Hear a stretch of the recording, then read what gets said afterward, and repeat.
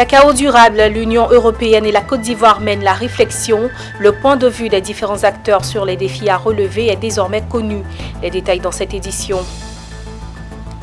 Proparco et la Société Générale Côte d'Ivoire s'engagent aux côtés des PME et TPE. Les deux entreprises ont signé pour les soutenir financièrement face à la Covid-19. Et puis le ministre de la Santé et de l'Hygiène publique, Dr Eugène Akaawele, fait le point des mesures prises par le Conseil national de sécurité. Bienvenue à toutes et à tous. Les pratiques environnementales sur la filière cacao étaient au cœur d'une réunion de haut niveau entre l'Union européenne et le gouvernement ivoirien ce vendredi 22 janvier 2021 à Abidjan. Cette discussion a permis de présenter le point de vue des différents acteurs sur les défis à relever dans le pays et par la même occasion alimenter le dialogue politique. On en sait plus avec Pierre Tebé-Lignon-Gilbert. La Côte d'Ivoire est le premier producteur de cacao au monde avec 45% de la production mondiale, soit 2 millions de tonnes. Son principal client est l'Union européenne qui achète 67% de son cacao. Les deux entités entretiennent donc une relation d'intérêt mutuel qu'elles veulent voir perdurer. D'où la nécessité pour elles de relever ensemble les défis auxquels la cacaoculture est confrontée. C'est tout le sens de cette réunion de haut niveau organisée conjointement par le gouvernement ivoirien et l'Union européenne. Ces défis sont connus et impactent négativement la filière. Il s'agit de la déforestation, le phénomène du travail des enfants dans la cacaoculture et l'amélioration du travail des producteurs. Et sur ce point, le ministre d'État, secrétaire général de la présidence, Patrick Achi, s'est félicité de la vision commune entre la Côte d'Ivoire et l'Union européenne. Pour lui, les deux partenaires poursuivent des agendas compatibles et complémentaires. Quant à l'ambassadeur de l'Union européenne, son Excellence Jobs von Kichman, il a dit la volonté de l'équipe européenne d'accompagner la Côte d'Ivoire vers une production durable du cacao. C'est ce qu'il a appelé un partenariat gagnant-gagnant entre la Côte d'Ivoire et l'Union européenne.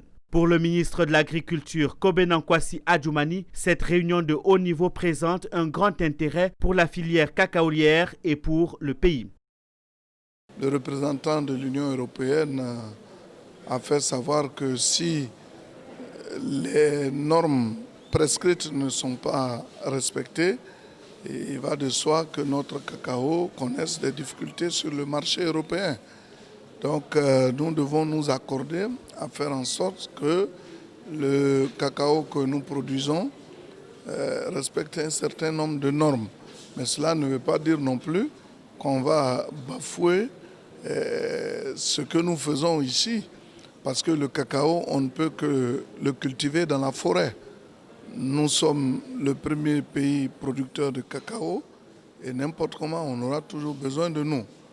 Mais nous devons nous accorder à trouver un juste milieu pour ne pas quand même décevoir nos producteurs et qui souffrent beaucoup et qui ont besoin aussi qu'on les respecte. Cette réunion de haut niveau a été l'occasion pour la Côte d'Ivoire de faire le point sur ses actions de durabilité de la filière cacaoyère. Ces actions ont donné des premiers résultats encourageants. Il convient désormais de pouvoir intégrer l'ensemble de ces dimensions dans une stratégie globale. Pour ce faire, le gouvernement ivoirien a entrepris l'élaboration d'un livre blanc. Je vous l'annonce en titre dans le cadre du volet résilience de l'initiative française Choose Africa, la société de promotion et participation pour la coopération économique et la Société Générale Côte d'Ivoire ont scellé leur intention de financement aux entreprises impactées par la Covid-19. Cette intention s'est matérialisée par la signature d'un partenariat ce vendredi en plein cœur du centre des affaires de la capitale économique ivoirienne. Emmanuel Bonzo et Tima Traoré. Sous le regard de l'ambassadeur de France en Côte d'Ivoire, Proparco et Société Générale s'unissent pour aider les TPE et PME durement éprouvés par la crise sanitaire. Les deux institutions financières ont matérialisé leur engagement par un partenariat avec l'échange de parapheurs au siège de SGCI dans la commune du Plateau. Cette collaboration est en droite ligne avec le volet résilience de l'initiative française Choose Africa en Côte d'Ivoire. Il s'agit de prêts garantis à 80% par le groupe AFD, Agence française de développement, grâce aux ressources allouées par l'État français en direction des micro-entreprises et PME. Il était important pour nous, en tant qu'agence de développement, d'imaginer avec d'autres un certain nombre de solutions, de réponses au volet économique de cette crise sanitaire. Et donc il y a eu tout un travail qui a été réalisé, également avec l'aide du gouvernement français, et qui nous a permis d'obtenir des enveloppes budgétaires qui aujourd'hui nous permettent de déployer un instrument de garantie au bénéfice des TPE-PME.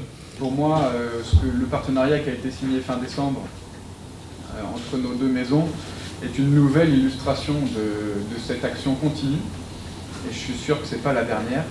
Mais en tout cas, on se réjouit de votre soutien pour nous aider à mieux accompagner nos clients dans cette période compliquée grâce à la garantie que vous nous offrez. De nombreuses entreprises de petite taille et PME sont à l'agonie depuis le début de la pandémie de Covid-19. Ces lignes de financement à hauteur de près de 2 milliards de francs CFA accordées à Société Générale par Proparco vont constituer une réponse rapide à la crise pour permettre aux entreprises de remonter la pente. Cette convention de financement permettra de mettre rapidement à la disposition des entreprises ivoiriennes affectées par la crise sanitaire des lignes de crédit via la Société Générale, et ces prêts seront couverts à hauteur de 80% par Proparco. Pour bénéficier de ces lignes de crédit, les entreprises doivent remplir un certain nombre de conditions. Elles s'adressent en effet aux sociétés de moins de 200 personnes et pourront se voir octroyer des prêts de 12 à 48 mois. Ces crédits pourront représenter jusqu'à 3 mois du chiffre d'affaires de l'année 2019. Pour information, la Côte d'Ivoire est l'un des tout premiers pays à bénéficier de l'offre de prêt de 80% garantie par le groupe AFD. Promouvoir le genre en favorisant la participation politique des femmes dans les processus électoraux en Côte d'Ivoire, c'est tout l'intérêt du comité de suivi pour la prise en compte du genre dans les processus électoraux. Pour avoir validé la loi sur le quota de 30% de représentation des femmes dans les scrutins, le comité a exprimé sa reconnaissance au gouvernement et lancé un appel. C'était lors d'une conférence de presse tenue ce vendredi dans la commune du Plateau. Zainab Dosso et Richard Akiki. Il faut un quota minimum de 30% de femmes dans les assemblées élues et processus électoral en Côte d'Ivoire. C'est ce que dit la loi du 14 octobre 2019 instituée par le gouvernement ivoirien. Considérant cette loi, l'association membre du comité de suivi pour la prise en compte du genre dans le processus électoral lance un appel au gouvernement sur le respect de cette loi et aux populations ivoiriennes. L'objectif est de favoriser l'égalité des chances dans les prises de décision. Considérant cette loi comme un acquis important de notre arsenal juridique en faveur de l'égalité des chances, nous, association membre du comité de suivi pour la prise en compte du genre dans le processus électoral, demandons au gouvernement, avec une insistance particulière, d'intégrer les dispositions de la dite loi au code électoral révisé du 8 avril 2020. À la société civile et à la presse de maintenir la veille citoyenne et stratégique sur la participation de la femme à la vie politique, de continuer la sensibilisation des populations pour le renforcement de la démocratie et les biens fondés de la loi sur le quota, de rendre visibles les actions des femmes en faveur d'une meilleure compréhension de la loi par la majorité de la population et les femmes en particulier, et cela en termes d'équité et de justice. Classées au premier rang de cette revendication, les femmes sont elles aussi appelées à s'engager sans crainte dans la bataille politique. L'heure est grave, femmes. Nous devons plus que jamais rester mobilisés dans une solidarité à toute épreuve pour démontrer à la face du monde que la femme ivoirienne est une personne compétente et responsable qui peut parfaitement participer aux assemblées élues et dans toutes les instances de prise de décision de son pays, la Côte d'Ivoire. Mis en place depuis février 2020, le comité de suivi pour la prise en compte du genre dans le processus électoral a pour mission de contribuer à l'intégration du genre tout au long du cycle électoral. Soutenu par l'ONU Femmes, il est composé de plusieurs partenaires gouvernementaux, de la société civile, des partenaires bilatéraux et multilatéraux. Bruno Nabagné-Koné, ministre de la Construction, du Logement et de l'Urbanisme, a procédé au lancement du nouveau contrat sécurisé de bail à usage d'habitation. Ce nouveau contrat se veut unique et vise à rééquilibrer les rapports entre bailleurs et locataires. Reportage Walter Kofi et Ezekiel Seri. C'est une ère nouvelle qui s'annonce pour les populations en quête de logement et les propriétaires d'habitation. Un contrat sécurisé de bail à usage d'habitation, c'est le document que le ministre de la Construction, du Logement et de l'Urbanisme, Bruno Koné, a présenté aux acteurs du milieu du logement ivoirien. Le but ultime de cette nouvelle réglementation est de mieux encadrer les rapports entre les bailleurs et les locataires dans un pays où 80% des concitoyens sont locataires. Authentique et sécurisé, ce nouveau contrat présente de nombreuses innovations, parmi lesquelles le plafonnement de la caution de garantie à 2 mois de loyer et la lutte contre la flambée des coûts de loyer. Bon, déjà, l'amélioration, c'est que aujourd'hui, il n'y avait pas de limite. C'est-à-dire que vous pouviez entrer dans un bail aujourd'hui et puis 6 mois après ou 1 an après, le bailleur venait vous dire j'augmente le loyer. Et vous ne pouviez pas vous opposer. Donc aujourd'hui déjà, il y a cet allongement-là qui permet pendant 3 ans de ne pas subir d'augmentation. Nous sommes en train de travailler sur de nombreux aspects en réalité. Parce que tout à l'heure, je l'indiquais, si les loyers sont chers, à un moment donné, ça veut dire que l'offre sans doute est insuffisante par rapport à la demande. Donc il faut travailler dans le même temps à accroître l'offre de logement. C'est pour cela que nous travaillons avec acharnement sur le programme présidentiel de logements sociaux, mais également sur tous les autres programmes qui sont réalisés dans la ville d'Abidjan. Nous avons fait un inventaire récemment qui indique qu'aujourd'hui, dans la ville d'Abidjan, il y a 100 000 constructions en cours ou achevées, non encore habitées. Vous voyez, donc nous allons continuer à travailler. C'est pour cela que justement, ce contrat de bail se veut équilibré pour ne pas décourager l'investissement dans le secteur. Pour les acteurs du logement en Côte d'Ivoire, ce nouveau contrat vient mettre fin aux conflits qui ont longtemps subsisté entre les bailleurs et les locataires. Ce document, nous allons prendre connaissance. On va essayer de bien le comprendre. S'il y a des améliorations à apporter, on va faire des suggestions.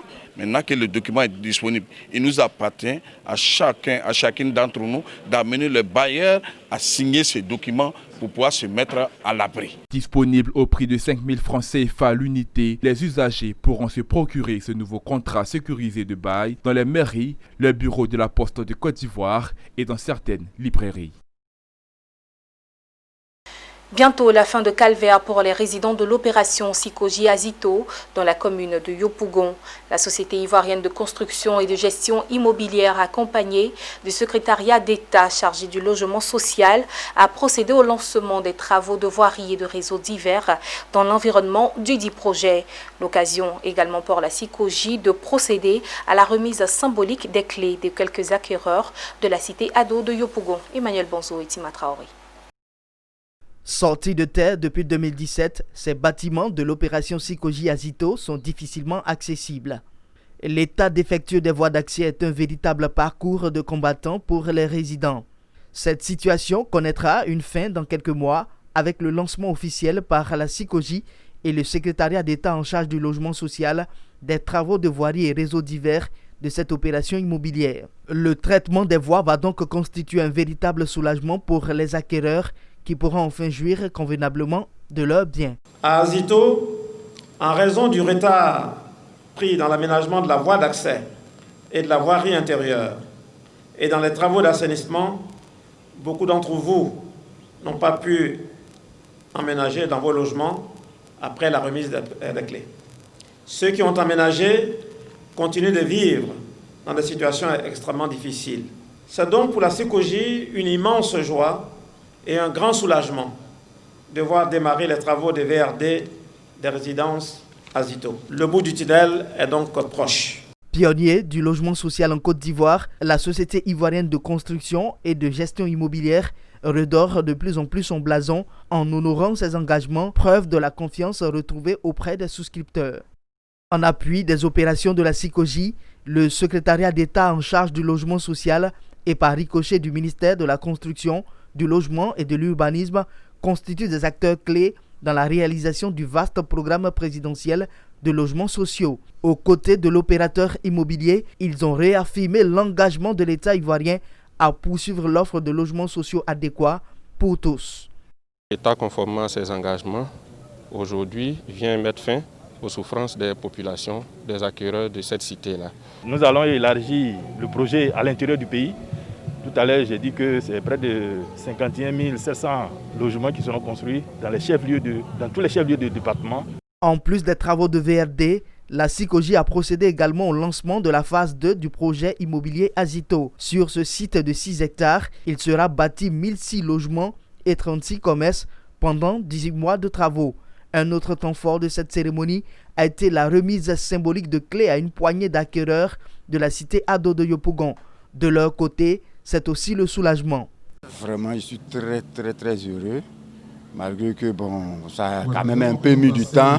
Mais aujourd'hui, le plus important, c'est que j'ai mes clés et je serai bientôt chez moi. Après plusieurs années d'attente et beaucoup d'efforts, c'est un sentiment de joie qui m'anime. À travers ces grands projets, la SICOGI tient à marquer sa présence dans le vaste paysage immobilier ivoirien en offrant des toits décents aux populations. Également, ce vendredi 22 janvier, le ministre de la Santé et de l'Hygiène publique, Dr Eugène Akaouele, a fait le point des cas de Covid-19 en Côte d'Ivoire. Il est également revenu sur les mesures prises par le gouvernement ivoirien lors du Conseil national de sécurité du 21 janvier 2021. Walter Kofi et Ezekiel Seri.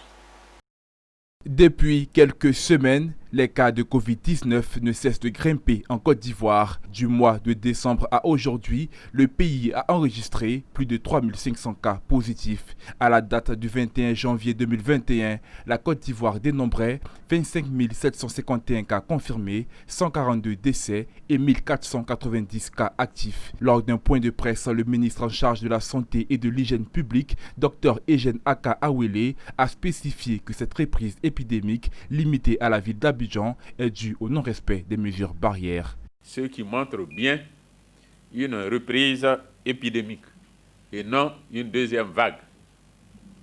Cette reprise est bien localisée dans la ville d'Abidjan et pour le moment n'est pas visible dans les autres régions de la Côte d'Ivoire.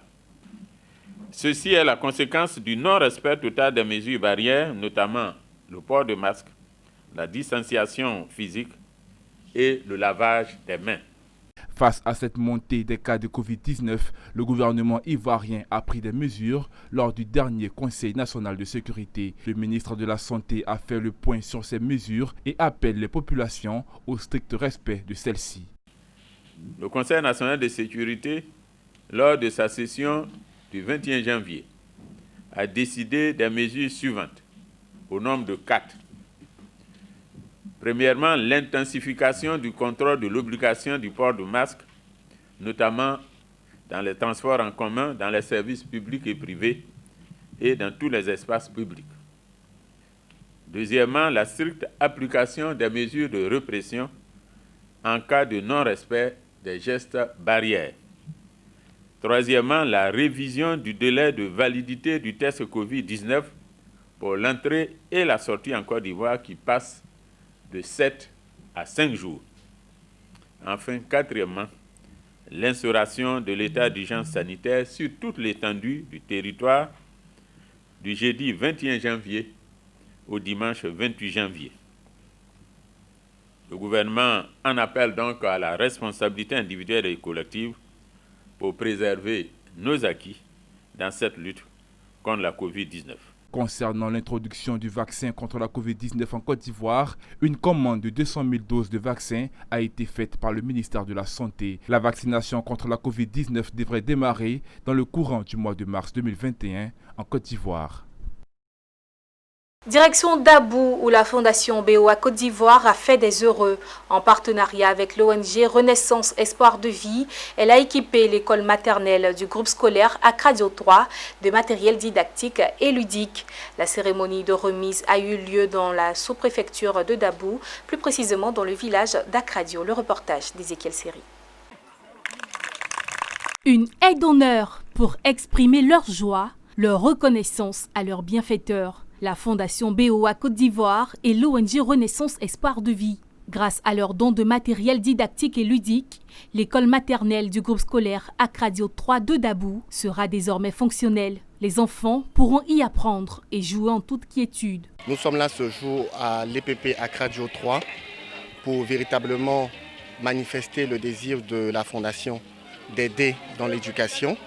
Et aujourd'hui, nous avons soutenu l'ONG Renaissance et Vie qui a décidé d'équiper la maternelle de ce groupe scolaire Akradio 3. Nous avons donc offert à l'école, au groupe scolaire Akradio 3, des balançoires, des tourniquets, des chevaux, des livres, des armoires, des documents et tout ce qu'il faut pour un enseignement de qualité à la base. Toute cette joie est le fruit de l'initiative de la directrice de l'école maternelle du groupe scolaire Akradio 3, qui n'a ménagé aucun effort pour voir ce rêve se réaliser. Je suis très heureuse de recevoir ce matériel parce que c'était un rêve pour moi et le rêve fut réalité aujourd'hui. Les enfants pourront apprendre grâce au jeu.